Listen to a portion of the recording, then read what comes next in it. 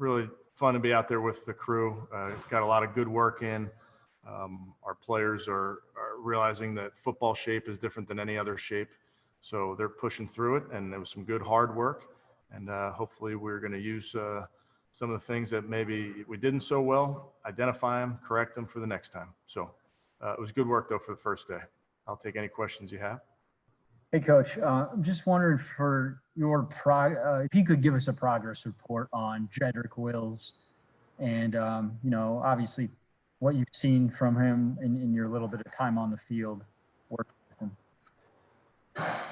Yeah, I think he's like a lot of young players at this point. There's a lot of work to be done, both mentally and physically. And the good news is we got Coach Callahan on the case, and they're spending a lot of time together, and they will continue to do so.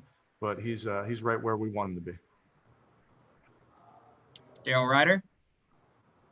Hey, Coach, really looked from our vantage point, what you were talking about with Baker, the command of everything. He seemed to really move very fluidly out there, let a deep ball rip to Jarvis for the touchdown. Just your observations of from your vantage point, what you saw from Baker today and how the offense operated. How was your vantage point over there, Daryl? I used binoculars and a telescope. So don't take my word for it that Baker looked to be in midseason form or anything.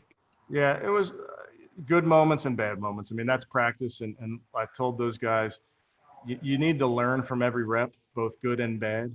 And you also need to let each rep go. So there's a couple things that I'm sure Baker would like back. I'm sure, one of the offensive linemen, you want that play back, and you really have to move on to the next one, both good and bad.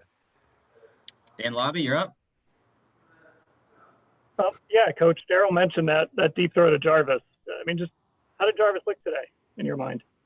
He looked good. Yeah, I think, I've been able to watch him progress here over the last couple of weeks, and he's doing a nice job. He's not afraid to work. I enjoy watching him out on the practice field. I enjoy having him around the meeting rooms. But, yeah, he's progressing nicely.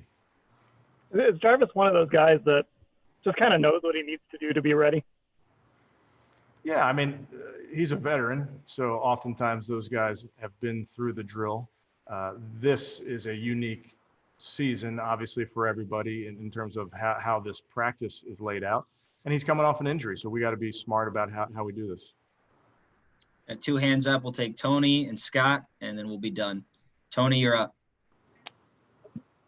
Yeah, I hope you can hear me. You're good, Tony. No problem. Okay. On Landry, when we talked to him, it sounded like he'd be eased into team like over a period of time. So it was a little surprising to see him with team. Was this the plan, or did you accelerate it a little?